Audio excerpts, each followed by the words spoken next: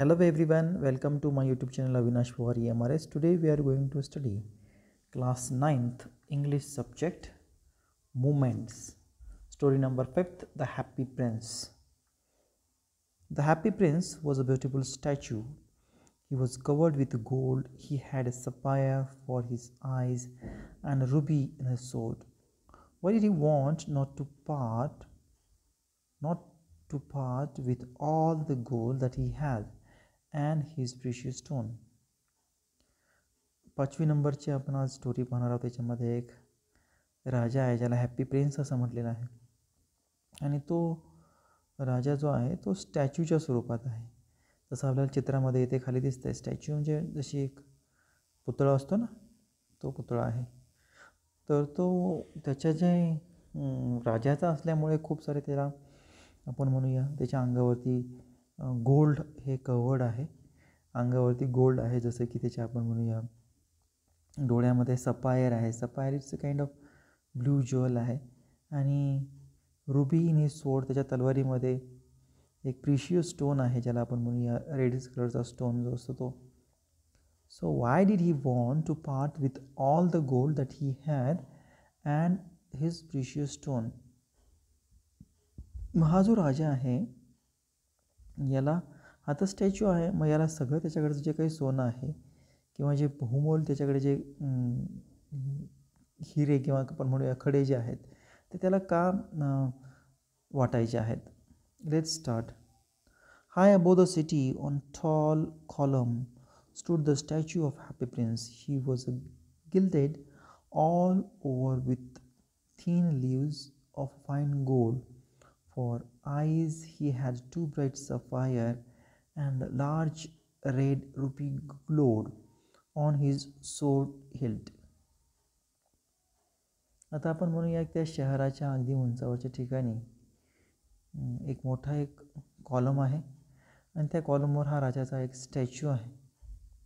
जो स्टॅच्यू जो आहे त्या स्टॅच्यूला आपण म्हणूया त्या स्टॅच्यूच्या राजाच्या अंगावरती सगळी जे आहे ते सोनं आहे. त्याचे डोळे जे आहेत, जसं मी मगाशी सांगितलं की अतिशय ब्राईट कलरचे तेजस्वी असे एक डोळे सपायर याचे आहेत, म्हणजेच ब्ल्यू ज्वेल आहे तो.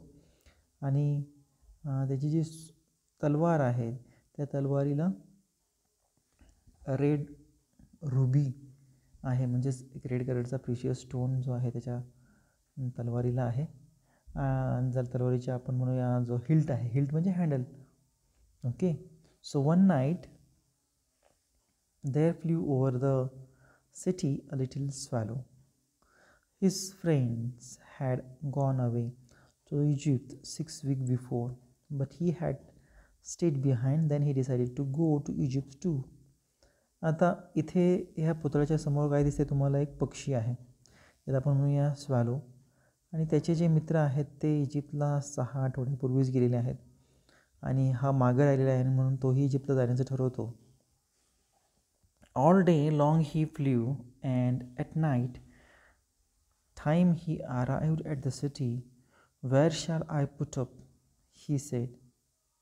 I hope the town had made preparation. आणि मग हा जो पक्षी आहे संपूर्ण दिवस आपण म्हणूया आकाशामध्ये उडतो आणि रात्रीच्या वेळेला तो त्या शहरामध्ये येतो जिथे तो पुतळा असतो.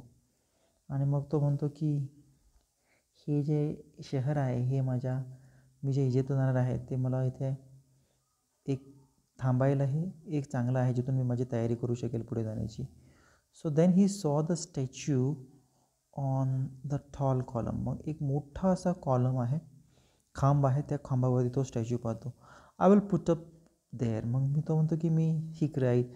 That is a fine positions with a plenty of fresh air. So he alighted ton just between the feet of the Happy Prince. आणि मग तो म्हणतो की इथे चांगली फ्रेश हवा आहे, या पुतळ्यापाशीच मी थांबतो, इथे फ्रेश हवा आहे जिथे त्या हॅपी प्रिन्सचे पाय आहेत तिथे. So I have a golden bedroom, he said softly to himself as he looked around. आणि मग तो म्हणतो की माझ्याकडे काय आहे, आता मला झोपायला गोल्डन बेडरूम आहे, कारण सोन्याचं ते सगळ्यांनी जो पुतळा बांधलेला आहे तो सोन्याचा आहे. आणि तो म्हणतो की सॉफ्टली, किती मऊ आहे हा, आणि इकडे तिकडे पाहतोय. And he prepared to go to sleep. आणि मग झोपायला त्याला आता तयारी करतोय, जायचं, झोपायचं आहे त्या पक्ष्याला. But just he was putting his head under his wing, a large drop of water fell on him. What a curious thing, he cried. There is not a single cloud in the sky.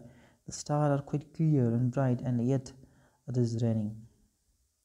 Then another drop fell. आणि मग वरून एक थेंब पडतो पाण्याचा, आणि मग तो म्हणतो की त्या पक्ष्याला कुतूहल वाटतं. तो पक्षी आता झोपायला जाणारच असतो, त्याच्या पंखामध्ये तो त्याचं जे काही हेड आहे, मुंडकं जे आहे, तो घालणार आणि झोपणार होता. तेवढ्यात एक थेंब पडतो आणि मग तो कुतूहलाने पाहू लागतो की हे जे ढग जे आहेत एकदम क्लिअर आहेत, काळे ढग आकाशात नाही आहेत. मग पुन्हा हा पाऊस तर कुठून पडतो आहे, थेंब कुठून पडतो आहे, आणि मग नंतर आणखीन एक थेंब पडतो. What is the use of the statue if it cannot keep the rain off? He said, I must look for the good chimney pot, and he determined to fly away. आणि मग हा जो पक्षी आहे म्हणतो की या स्टॅच्यूचा उपयोग काय, जर ह्याला पाऊस थांबवता येत नसेल तर, आणि मग मला एक चिमणी जिथून धूर निघतो ना, उंच ठिकाण, तिथे जाऊन बसायला पाहिजे. आणि मग तो ठरवतो की आता आपण इथून उडून जाऊया. But before he had opened his wing the third top fail, and he looked up and सॉ, what did he see? The eyes of the happy prince were filled with tears, and tears were running down his golden cheeks. His face was so beautiful in the moonlight that the little swallow was filled with pity. आणि मग उडून जाण्याचं ठरवतो, तर वर पाहतो तर काय आहे, तर वर पाहतो तो जो हॅप्पी प्रिन्स आहे त्याच्या डोळ्यामधले हे अश्रू आहेत. आणि मग जे अश्रू त्याच्या अतिशय म्हणूया आपण सोनेरी जे त्याचे गाल आहेत त्या गालावरून पडत आहेत. चेहरा अतिशय तेजस्वी आहे, सुंदर आहे, तो चंद्रप्रकाशामध्ये दिसतो आहे. परंतु तो जो पक्षी आहे त्यालासुद्धा त्या आता पुतळ्याची दया यायला लागली. Who are you, he said. I am the happy prince. आणि मग तो विचारतो, कोण आहेस तू त्या पुतळ्याला. तो म्हणतो, हॅप्पी प्रिन्स आहे माझं नाव. Why are you weeping then, asked the swallow. You have quite drenched me. मग तू का रडतोय, तू तर मला भिजवलंस, असं तो पक्षी म्हणतोय. When I was alive and had a human heart, answered the statue. ज्यावेळेस मी जिवंत होतो आणि मला ज्यावेळेस एक मानवी हृदय होतं, त्यावेळेस तो असं राजा जो आहे तो सांगतो, I did not know what tears were, for I lived in the palace where the sorrow is not allowed to enter. My courtier called me the happy prince, and happy indeed I was. So I lived, and so I died. And now, as I am dead, they have set me up here so high that I can see the ugliness and the misery of my city. And though my heart is made of lead, yet I cannot choose but weep. आणि मग तो सांगतोय की ज्यावेळेस मी राजा होतो आणि मी जिवंत होतो, त्यावेळेस त्या राजवाड्यामध्ये राहत होतो, मला कोणतंही दुःख मला त्या राजवाड्यामध्ये जाणवलं नाही. आणि मग मला माझे जे राजदरबारी काम करणारे जे अधिकारी होते ते मला म्हणायचे हॅप्पी प्रिन्स, असं ते मला म्हणायचे. आणि मग मी खरंच आनंदी होतो. परंतु मी मेल्यानंतर त्यांनी माझा असा पुतळा बांधलेला आहे आणि खूप सारा उंचच्या उंच हा पुतळा पाहिलेला आहे. आता मला सर्व उंचवरून सगळं दिसतं आहे, परंतु काय दिसते मला, हे सगळे दुःख दिसतं आहे समाजामध्ये असणारं. सगळ्या शहरामध्ये किंवा त्या जिथे तो राजा आहे त्या भागामध्ये किती दुःख आहे, किती दयनीय अवस्था आहे प्रजेची, हे ते पाहतो. आणि म्हणतो की माझं जे हृदय आहे, जरी ते धातूने बनलेलं असतं तरीही पण मला आता त्याच्याबद्दल मला हे नाही आहे, मला आता अश्रू माझ्या डोळ्यामध्ये येत आहेत. मी त्याच्यामध्ये काही निवडू शकत नाही आहे, मी काही करू शकत नाही. What is he not a solid गोड, said the swallow to himself. He was too polite to make any personal remark. आणि मग पक्षीसुद्धा आश्चर्यचकित होतो. What is he not solid gold. मग तो म्हणतो की हा गोल्ड नाही आहे का, बरोबर आहे. मग स्वॅलो स्वतःलाच विचारतोय आणि अतिशय विनम्रपणे तो विचारतोय. Far away continued the statue In a low musical voice, far away, a little street, there is a poor house. One of the window is open, and through it I can see the woman seated at a table. Her face is thin and worn. She was coarse, her red hands all pricked by the needle, for she is a seamstress. She is embroidering flowers on a satin gown for a loveliest of the queen's maid of honor to wear at the next court of ball. In a bed in the corner of the room, her little boy is lying ill. He has a fever and is asking mother to give him oranges. His mother has nothing to give him but a river water. So he is crying, swallow, swallow, little swallow, will not bring her the ruby. Out my sword held, my feet are fastened to this pedestal, and that I cannot move. मग अतिशय विदारक चित्र इथे सांगितलेलं आहे की तुझ्याकडे तर गोल्ड आहेस तरी तू का रडतोयस, त्याच्यावर कोणताही रिमार्क केला नाही. मग तो स्टॅच्यू जो आहे राजा सांगतोय की एक म्युझिकल व्हॉईस आहे अतिशय कमी आवाजामध्ये. तो सांगतो की अतिशय दूरवर एक छोटासा रस्ता आहे आणि एक गरीबाचं घर आहे, जिथे आपण म्हणूया की त्या खिडकी मला दिसते आणि त्या खिडकीतून मी पाहतोय की जी एक स्त्री आहे ती तिच्या टेबलवर बसलेली आहे. ती अतिशय तिचं जे चेहरा आहे तो आपण म्हणूया सुकलेला चेहरा आहे, बरोबर आहे, सुरकुते त्याच्यावरती आहेत आणि काम करून करून करून तिचा जे चेहरा आहे किंवा त्याची जी बॉडी आहे अतिशय रफ झालेली आहे, रेड हँड झालेले आहेत, ऑल पिकेट म्हणजे काय, टोचलेले आहेत. निडल तिच्या शिवणकामाचं काम करून हाताला तिच्या काय झालेलं आहे, सुया ज्या आहेत त्या टोचलेल्या आहेत.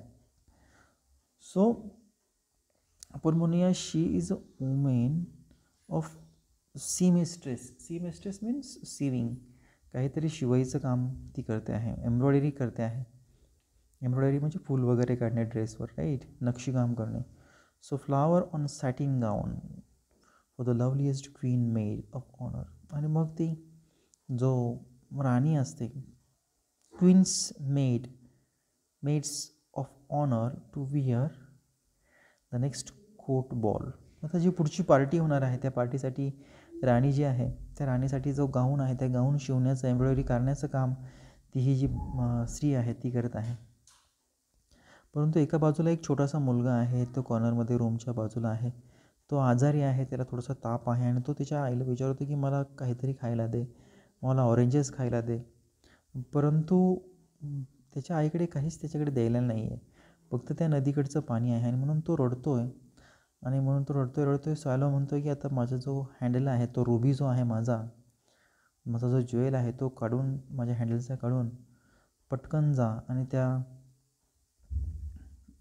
तो जो आहे तो सोड त्या स्त्रीला देऊन टाक, कारण मला तर आता मूव करता येत नाही. पेडेस्टल मीन्स खांब जो आहे त्या खांबामुळे my feet are fasten to this pedestal but I cannot move, मला तर काही हालता येत नाही, माझे हे खांब, मला पाय जे आहेत ते लागलेले आहेत.